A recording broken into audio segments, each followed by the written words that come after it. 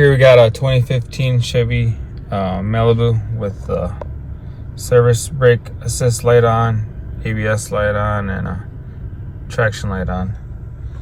Let's see what it says here.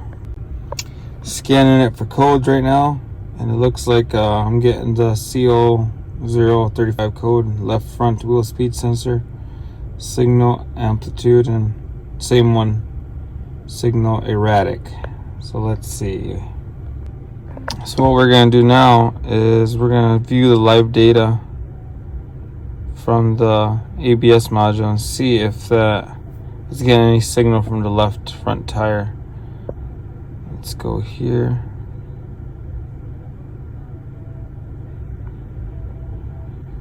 And then we're going to go to custom, and we're just going to select the left front, and let's see here.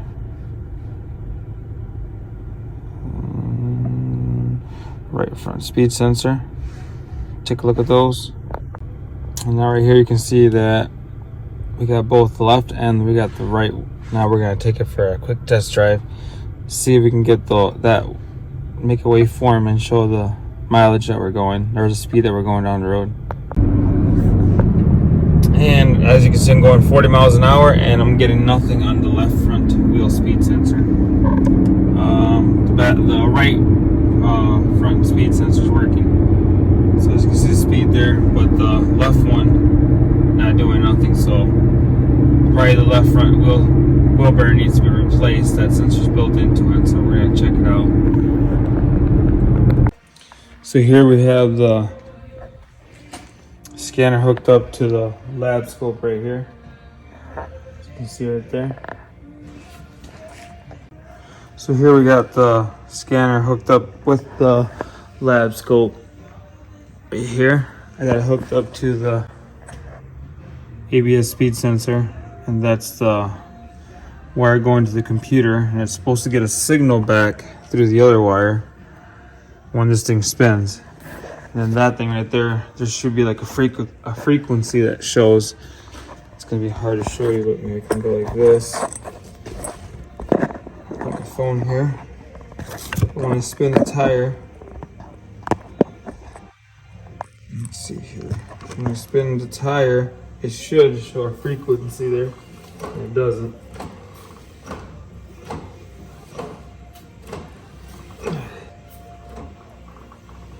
So that right there is no good. So yeah, there's nothing coming from the ABS speed sensor going up to the computer. So, and we do have power down here, so most likely the wheel bearing. All right, so first thing we're gonna do, we're gonna take off that metal nut right there. It's gonna be a 32 millimeter on this one. Perfect. Next thing we're gonna do, we're gonna remove the caliper, 14 millimeter bolt or wrench. That's a 14 millimeter. Yep. So put this bad boy on like this, and they're gonna be on there. So get that one loose. Get the next one, just like that. Make sure to hang the caliper somewhere where it's not gonna be in the way. Don't leave it hanging on the hose because you might rip it or it'll get damaged. So just put it up there like that. Next thing that we're gonna remove is the caliper bracket. You got these two 21 millimeter bolts. I like to use like a big ratchet if possible. Just like this. And just like that. Then take these off. So as I was removing the caliper bracket, the brake pad fell right out.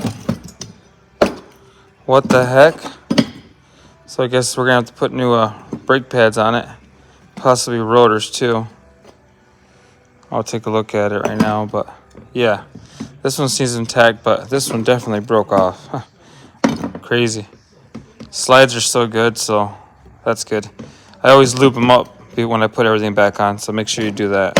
All right, so now we gotta take off the 3 bolts in the back that hold the wheel bearing. I sprayed some PB Blaster on here. I'm gonna heat this up a little bit because these bolts sometimes they like to stick in there. They don't want to come off easy.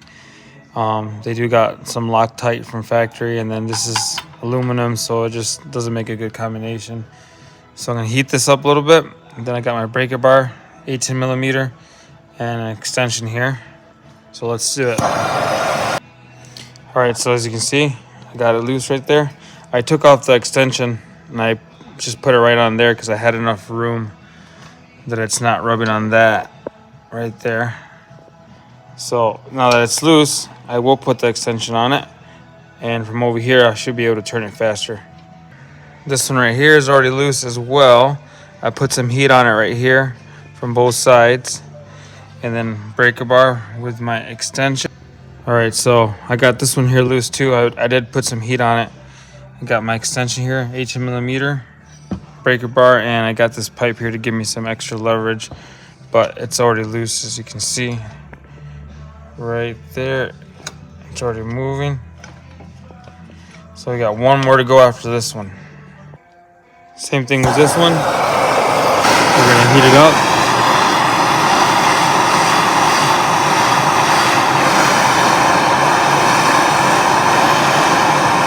That's the last one. All right, usually what I do now is I pretty much pound this right here with a hammer, hit it with a hammer, and you should be able to get this loose right here. I do have this right here. It's the hub removal tool. You do hit it right here really hard a couple times, and then the bearing should start breaking apart from the steering knuckle. But if you don't have one of these, hitting it right here will work. I'm gonna do that first, and then I'll show you guys how it looks like right here, if it's working or not. So I didn't even have to use this because if you can see, it's already breaking apart. This is a 2015, so it's fairly new, even though this car is from Michigan. But see, I'm just giving it little taps. And you guys can already see it's opening up. So that's gonna come off easy right there. But yeah, hit it on this side. It's really hard to hit it over here because you got this over the dust shield in the way, or the brake shield. But if you get a bigger hammer than the one I got, I do have a 5-pound one. You just hit it around here, spray PB blaster here, maybe heat it up. It will a lot easier. But see, I'm just tapping it. And it's already coming off, so that's good sign. So here we have the wheel bearing removed, and if you can see in the back, there is no magnetic strip. That strip where the sensor reads, it's not there. It's supposed to be right here on the edge. Well, that's because it came off. And it's over here. See that? So I can get this out. There it is right there, boys. That's what the sensor will read. If I can get this into focus. Right here. Right there. Yep, so no good. And now what we're gonna do is we're gonna clean this surface up and get all this buildup right here. All that rust and corrosion right all along here. Clean this. Clean this. I'll probably clean this right here and see if I can take that sensor out. These will sometimes break if you loosen them up, so I'm gonna see if I'm able to do that way. I don't break it or anything, but I'll see what happens right now. So I got lucky. It looks like it's moving really freely, so that's good.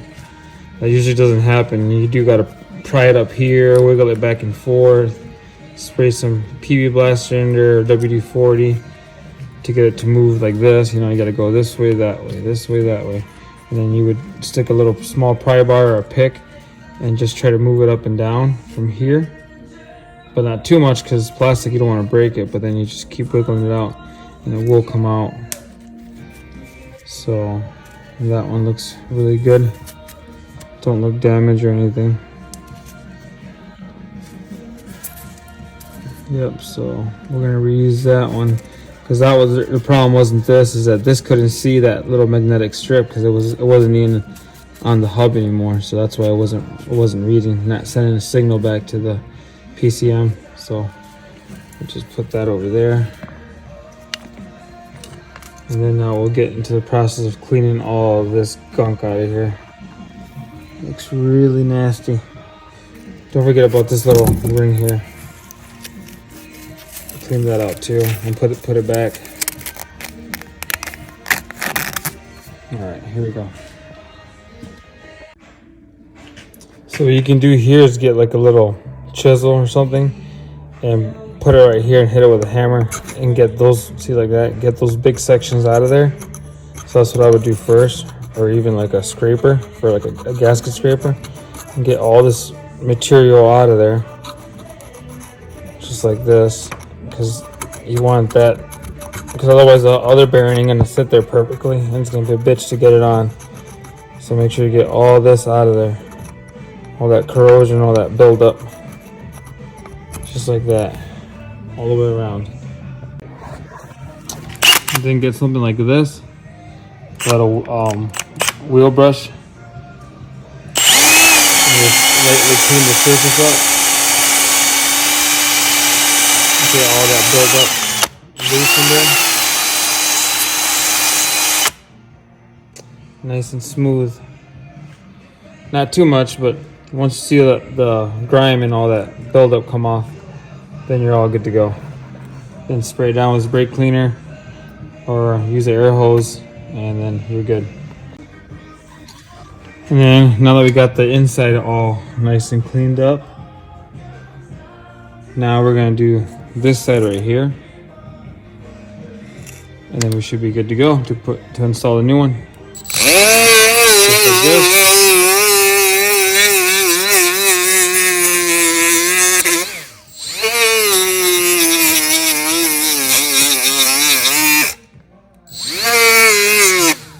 Just like that.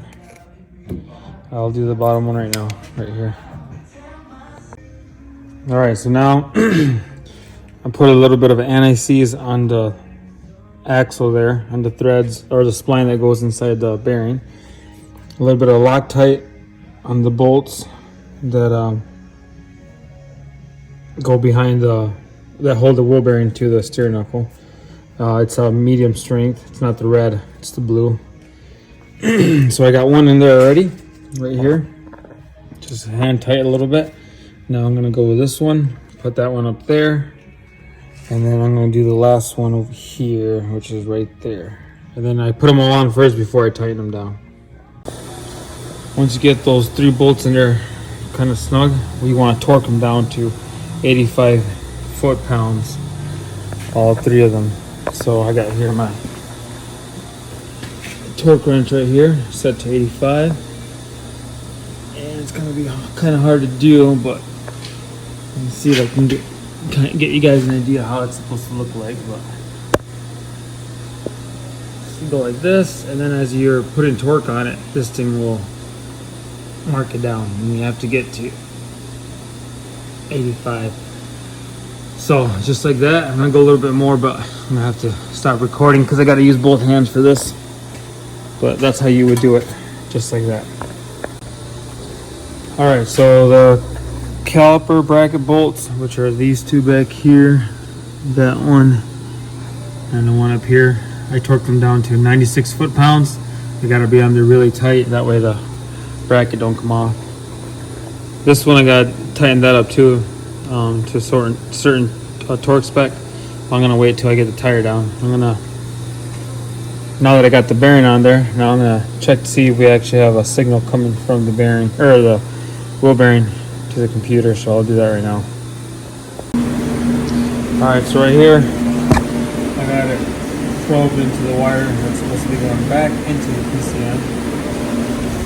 And right here we got it hooked up. I'll show you. I got it. I go to signature test. Yellow equals wheel speed control, black is known with ground. So I got the ground cable hooked up right there. I'm going through my little test probe that I can hook up to the battery. This is where you can get the best ground. And I'm hooked up to the wheel speed signal low reference, black and gray wire right there. So now we go to view meter, and then I'll make this bigger. Well, what you want to see is a good, every time I spin the wheel, it should be nice and good waveforms without no dropouts. As you can see there, it's hard to spin it by myself, but you get the idea. Nice and smooth like that. So that's good to go.